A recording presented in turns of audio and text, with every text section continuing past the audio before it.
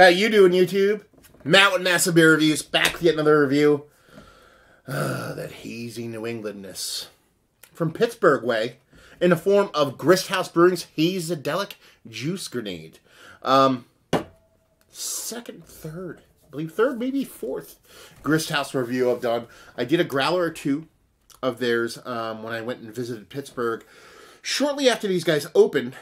And then about, a couple months ago, they reached out and they actually sent me one of their, I believe it was a double IPA. And I quite enjoyed it. Definitely in a kind of Midwestern, with such an old school style. I definitely dug it. But then I got another little package with two of these suckers in there. And a little note. I love notes. I love when brewers give us notes and give us handwritten notes. How about you like that too? So if they're going to write a handwritten note, I'm going to read it on there. There you go. So this is from Zach. He actually sent this out. He said, "What's up, man?" He's like, "Thanks again for trying out the NEIPA. So you do a lot of these on your show. I'm excited to see where you think it fits in the conversation." I do a lot of these because this is what a lot of people send me. It's what people like to see. So I do a lot of them, but it's also because that's what people give me. I'd like to do a lot of other stuff too. But anyway, I'm not going to apologize for that. This is by far our best seller. I mean, it's the Haze, bro. That's what it is.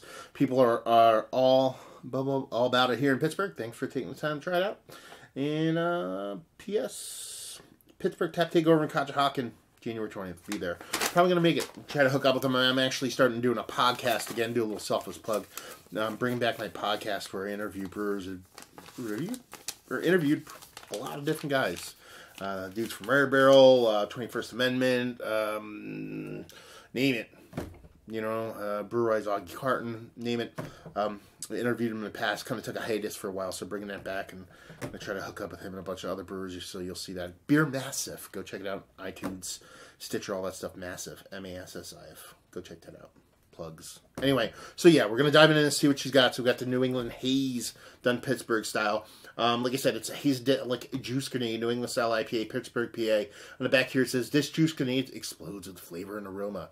Upon taking a sip, hop shrapnel coats your mouth, and you're hit by a creamy, delicious experience." It's kind of pornographic. Creamy, delicious experience.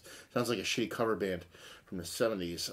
It finishes with smooth and inviting bitterness and makes you want to pull the pin on the next grenade. 6.2%, done and done. I like their labels. They remind me of something. I don't know if I placed it last time, but it reminded me of, I don't know, a Starbucksian kind of thing going on, but yeah, I don't know. I'll pinpoint it someday in my brain somewhere, so give this a crack, see what she's got. So yeah, Grist House has been around for a couple of years. Like I said, I was out in Pittsburgh. God, it's got to be like 3 or 4 years now. I was down there visiting Dennis from Dry Log, and Grist House is not that far away from Dry Log. It's almost maybe a couple blocks away. And had a bunch of their beers. Brought some back. I believe I reviewed it. Could be wrong, but the one that stood out for me there was their Russian Imperial Stout. Love that shit. Anyway, finger and a half. Nice creaminess to it. Pretty uniform bubbles from medium to small throughout. And she's got that haze, baby. That soft orange glow. That thing everybody wants, that butternut squash. She looks the part. Heavy. It's a heavy beer. It's heavy. More heavy than usual, let's put it that way. I don't know if I'm having a stroke. I don't know. Let's see if we can get a nose on her. Oh, yeah. Yeah, buddy. See, I like the newer IPs. I do. They really kind of land for me. That's why I shouldn't even really apologize for doing a lot of them. I like the newer IPs where they're done because I'm not a huge old school IPA guy. If you hit it just right, you can get me on board. But I got in the beer through the yeast realm, through the critter realm, through funky beers, Belgian beers, stouts, things like that. More European style beers. Hops changed and processes changed. And one of the big things that you get out a lot of beers nowadays is this greenness, this danky, sticky, weedy greenness. Yeah, that's what we got going on in here.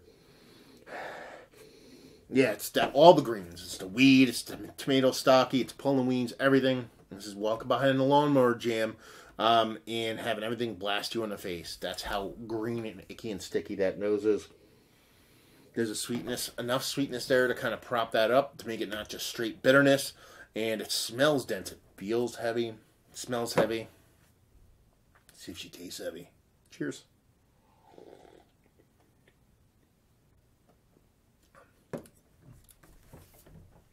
That's tasty. That's tasty. It's interesting. One, it's an odd beer. Like I said, it kind of feels heavy. It smells heavy. It's actually colder than I thought it would be. It's like somehow retaining coldness. It's like has a core density to it. It's nice. It's a little bit thinner than what a lot of people will expect from a typical kind of New England kind of hazy IPA. It looks the part, but it's not thin, but thinner than what you'd expect, especially by looking at it. You definitely get big portions of that green component in there. And while there are kind of fruit notes underlying, the green wins the day. That fruitiness is a little bit smaller. And most people, myself included, would want kind of a big hazy kind of IPA. But if you're going to give me a little bit big, or I shouldn't say a little bit, a decent portion of that greenness, I'm always going to be a happy camper. But that fruitiness is like rindy and not overly sweet. So it's a little bit smaller, sweet-wise, than where most people would want it to be. But I think that might be a good thing. It's kind of a nice departure from just all these kind of non-bittering sweet bombs. The biggest thing that I think is really cool is there's this nice kind of nutty, biscuity kind of malt component to it that actually comes through. You can actually taste it. It's not just hops and hops and hops and kind of sweetness derived from sugar sources or malts. You're actually getting that kind of nutty malt, and it adds to it. It doesn't add a heaviness to it. It doesn't add like a candied kind of sweetness to it. It just adds an extra layer of flavor to it. Tasty. The only thing that I would say is not a downfall, but where it kind of keeps it out of being like super stellar stuff is the body. It does come off a little bit thinner than you'd want it to be. Kind of just nitpicking here at this point, but that's kind of what I do here. But yeah, super tasty stuff. Definitely leaning on the green side. Not super sweet, not an overall kind of juice bomb, but at the same time it does have that kind of New England vibes all throughout. Definitely leaning on the green portion of the thing and that cool little malty business. That's an extra component that I freaking dig. So yeah, super fun stuff. So let's talk about it. Is it one of the better New England style hazy IPAs that I've had as of late? In the conversation. On the outside, but not in the top. It can be in the conversation. That's second tier. That sounds like a shitty way to put it, but I don't know how else to put it. Here's the thing about it, though.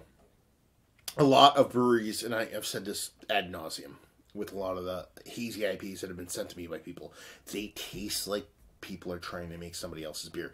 This does not taste like this. This tastes like somebody's beer that they did their hazy version of a New England style IPA.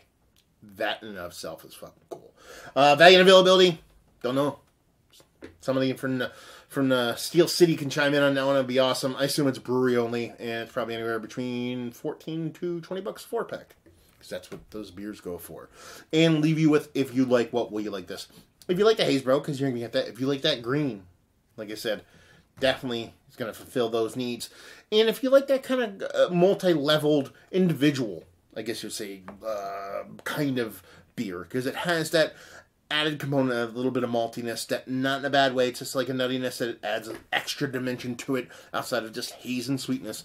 And it also, like I said, it doesn't taste like a kind of cheap facsimile of what everybody else is trying to do. If you like originality and for someone's own take on a style that pretty much everybody fucking loves, per everybody, it's definitely worth picking up. Pittsburgh's a great town for beer now. There's a lot of breweries out there. Brew Gentleman, Dancing Gnome, Dry Log, one of my favorites. Grist House, there's a bunch of breweries out there. So definitely a cool beer town. So if you ever find yourself in the area, check out everybody, but definitely give these guys a whirl. So there you go. Another review in the books. Hopefully you guys enjoyed our review. If it didn't, anywhere in between, down there, words and stuff and things. Facebook, Twitter, Instagram, Untapped. 4.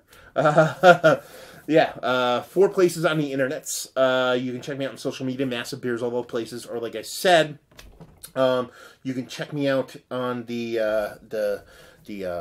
podcasting bits and pieces at Beer Massive. And there you go, another review down. So hopefully you guys enjoyed the review. Hopefully enjoying a nice hazy New England style IPA right now, and hope to see you next time. Cheers.